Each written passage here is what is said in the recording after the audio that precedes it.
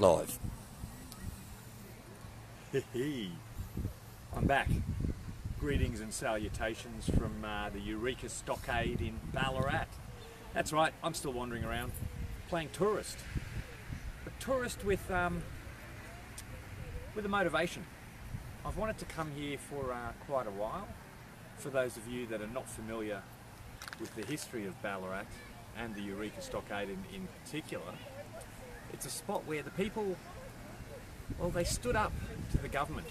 The government trying to screw them with excessive licensing fees and, as usual, I mean, like, you live in the world now, you know that we're paying about 83 cents in the dollar tax. And it's not really being used to improve the quality of life of the vulnerable in our society. In fact, the quality of life is degenerating on a daily basis. Now, as we come up closer to the elections, I want you to remember, focus. The Liberal and the Labor Party have done nothing, absolutely nothing to benefit Australians, nor their quality of life, nor the country in general.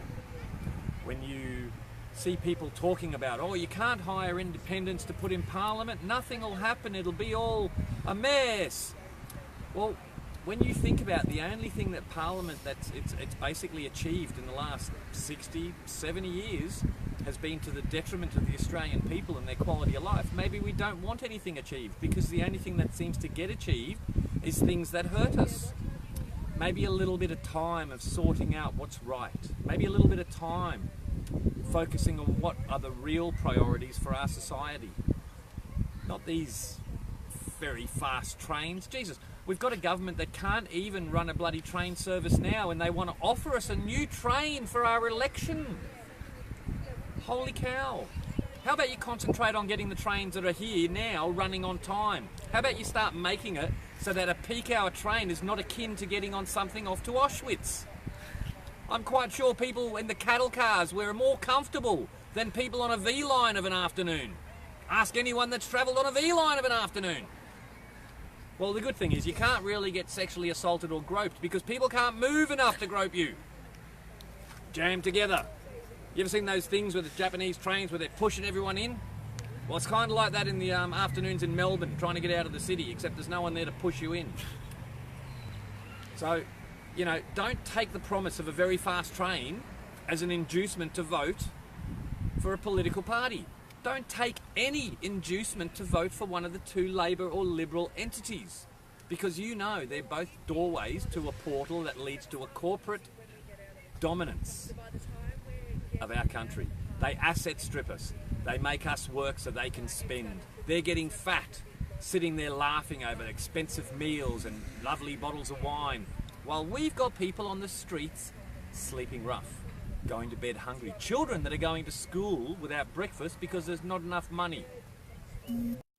Isn't it time we had people in government that understood what it's like to have to steal your pride and go and ask the greengrocer if you can let him pay you on Friday, or you can pay him on Friday for the bread and milk, just so you can put breakfast on the table? Isn't it time we had people in government that actually understood what it was like to be an Australian, an average Australian? Not one of these silver spoon-fed little retards that we see climbing up into office time and time again. Makes me sick when you see the same family names coming in through the Labor and the Liberal Party. It's just another pig in the trough, another generation that we're fattening up, while our people starve, while people that have represented this country in wars overseas go hungry and die alone on the streets. I want you to think seriously as you approach the election. I want you to think seriously and look at your options. I don't want you to just to go, oh, we'll vote this one and then, you know, we'll go to Liberal or Labor just in case. Don't do that. Put Liberal and Labor last. And find out if any of the people you're thinking about voting for have put Liberal and Labor as a preference. Fill in the entire thing down below the line. You allocate where your preferences go. Do not allow the people to do their little preference deals to squeeze in another period of stagnation into this state. We need vibrancy. We need this state to get back on its feet. A couple of years ago, we were an energy exporter. Now we're buying the shit from other states. We have a plan in place to to provide 70% worth of Victoria's present energy needs from a renewable source using the power stations that they're trying to shut down. Renewable power, low emission, made from a byproduct of the hemp seed industry, something that we can all get behind. Repton says hello. David says hello. Hey guys, how are we? Look, once again I apologise, I'm operating with a cameraman out and about today, so I can't actually see the screens and see who's popping in, but greetings and salutations. Thank you all for joining me today, as always. Love to see you guys coming in. I'm really enjoying Ballarat. It's a beautiful little spot. Don't forget to tune in Wednesday night for Argo Nights, which is secret location. Shh. I say secret because we haven't locked it in yet, but it's this close. Don't you worry, we will get a show out on Wednesday night, even if we have to do it in a public park. Might get a few noise complaints with the guitarists, and you know, there might be a few extension leads wandering off into the distance to where we can hijack power from. Who knows? But whatever it'll take, you know, we'll get on the road. You know, we will get a show happening for you on Wednesday night. So don't forget to tune in at 7 o'clock, Australian, Melbourne time. Daylight savings time, I believe. So most of Australian time, except for Queensland. Not that there's anything wrong with that. Sun's stronger up there and the curtains will get all faded if you have the extra hour of it. Anyway, and the cows get confused. They don't know when to come in for milking. We don't want to put too much stress on Queensland cows. They've got it hard enough dealing with Queensland farmers.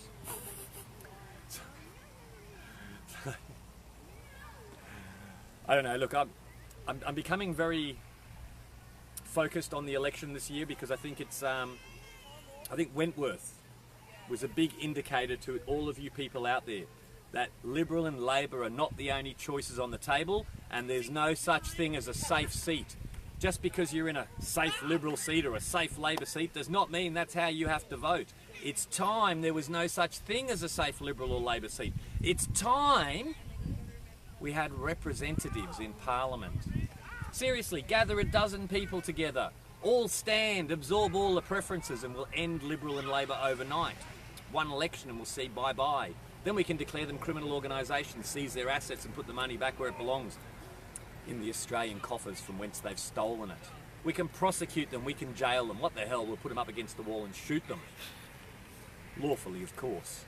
I don't mind reinstituting the death penalty for politicians that have rorted Australians while they've gotten fat and Australians have suffered. Because that's what goes on, isn't it? There's no progress. There's nothing that happens that's of benefit to you or me. Like, seriously, Liberal and Labor have brought nothing of benefit to the Australian culture, the community or the country, but they've taken everything. They're the ones responsible for your suffering.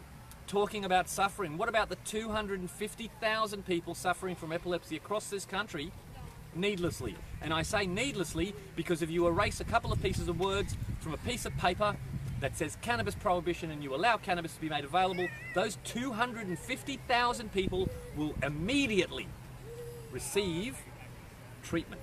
Because they'll be able to, they won't be prosecuted for it. 250,000 people that are suffering needlessly, that will all benefit from the removal of prohibition on cannabis. Can you imagine that? 6.9 million people worldwide. But just here in Australia, 250,000.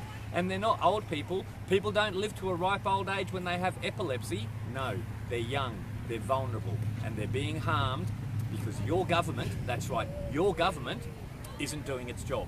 Because your government only considers things that harm you in their best interests. Isn't it time we change that? Isn't it time we put a government in place that's focused on the well-being of Australians, all Australians? I mean, that's just what I think. What would I know? I've only been kicking around the planet for half a century, looking at all the harm and the suffering, being persecuted and discriminated against for my views and my passion for cannabis. Well, the time for that is over. We're not hiding anymore. We're standing loud and proud. And we're telling you, prohibition has to go. We will not tolerate it for another day. And if you won't get rid of prohibition, be very, very certain we will get rid of you. Anyway, that's me. Here I am, once again, Eureka Stockade and Ballarat. Remember, we have a history of standing up against the government when the government go too far. We have a history of standing up and telling the government what to do when they're not doing the right thing. Join me today in doing that. Standing up and telling them we will not tolerate prohibition any longer. We will not tolerate this harming of the vulnerable because you know you're doing it. You know that's all prohibition accomplishes. It does not halt the flow of drugs. It does not halt the industry. It causes harm. It causes suffering. And it's got to end today. Join me. support Drug Policy Australia, and if you've got the time, check out my Patreon account. You know, $5 a month won't go too far in your pocket, but it'll go a long way in mine. Love you all. Call me Ancient, call me Jay. Don't call me late for dinner though, because the munchies is real.